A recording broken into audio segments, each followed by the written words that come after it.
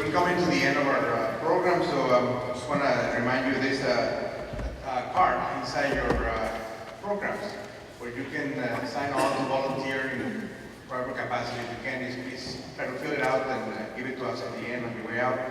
And I just wanted to introduce Professor David Carrasco, a personal friend and mentor of many years, and he is a professor, the Neo Rudenstein Professor of the Study of Latin America, with a joint appointment at the Faculty of Arts and Science at the Harvard Divinity School, and he has really been a tremendous support along with Professor Harvey Cox, and somebody out there that doesn't want to be mentioned, but it's Professor Richard Parker, I know, out there, so thank you very much. And on behalf also of everybody else involved, we thank Professor Carrasco for just years of tremendous support. So please welcome Professor David Carrasco. Thinking and praying about tonight's gathering, a passage from the good book came to mind. I know many of you know this passage. It goes, I will stand upon the watch and take my place at the tower and watch to see what he will say to me and how I shall answer. And the Lord said, write the vision and make it plain upon the tablets, so that he will run who readeth it. For the vision is yet for an appointed time, but at the end it shall speak and not lie. Though it tarry, wait for it, because it will surely come. It will not delay. Now we have gathered here tonight to commit ourselves, to pray ourselves into taking a stand, a positive stand against the negative legislation, what I call an appeal to repeal. To unite together in watching for, in listening for, and making the messages of tonight's gathering that will motivate us to doing some good in the world. I think as I've listened to some of these powerful speakers tonight, I feel very good. But let me tell you something. What is said here tonight is important, but what is really going to be important is what is said after tonight. As people go back to their congregations, people go back to their communities. That's what has to happen to make tonight really real, to ring that bell. And to develop a common, powerful vision of the future where well-being gains an upper hand over predatory capitalism, as so many of you have said so well. Where gaming is revealed for what it really means. Playing mean-spirited games against the middle class. Torturous games against the working class. Awful games against people who are poor and depressed and desperate. The gaming means come to our fancy buildings where we can add to your family's anxieties, your growing guilt, and your declining mental health. That's what the gaming means. Speaking of a vision, I saw a dangerous one early this week in the Harvard newspaper. They interviewed somebody who represented the casinos right here on campus. Gave them a lot of space. I don't know if the Gazette or the Crimson's here tonight, but I hope you give it much space to this as you did to this representative of the casino. I couldn't believe my eyes. I read this thing, it just was so sweet. These casinos were so good for us. They brought jobs into the community. They built these pretty buildings that people could go to.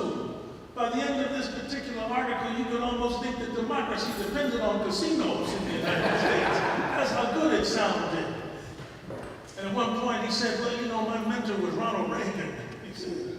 And that's why I learned to believe in this type of predatory capitalism.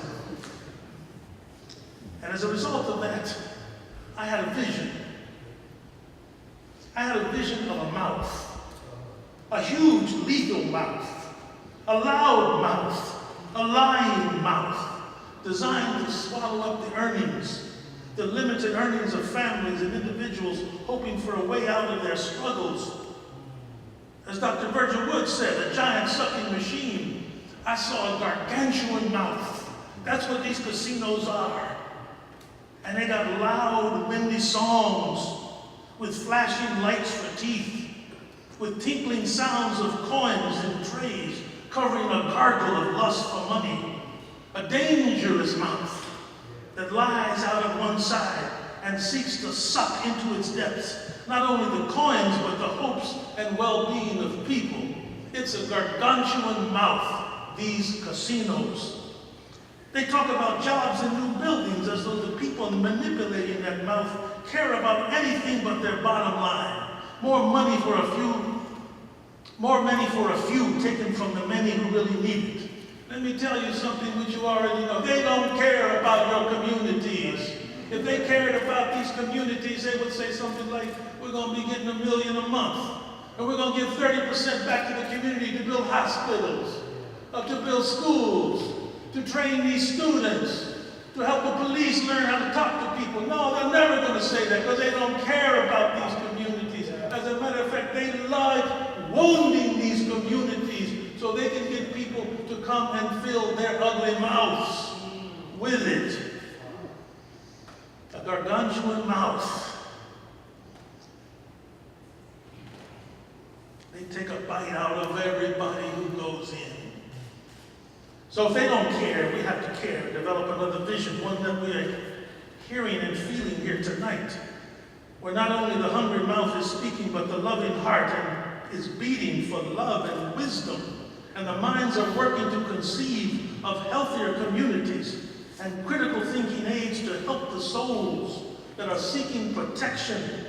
We have to run with this message of warning and dangers to the communities. We don't want to be like Jonah, who turned away from the Lord, from well-being, from discipline, from a search for wisdom, and got swallowed up in one of those big mouths, in the whale, into this whale of casinos, where inequality, diminishment of health, and social stability and social sin is what is being sold in these places.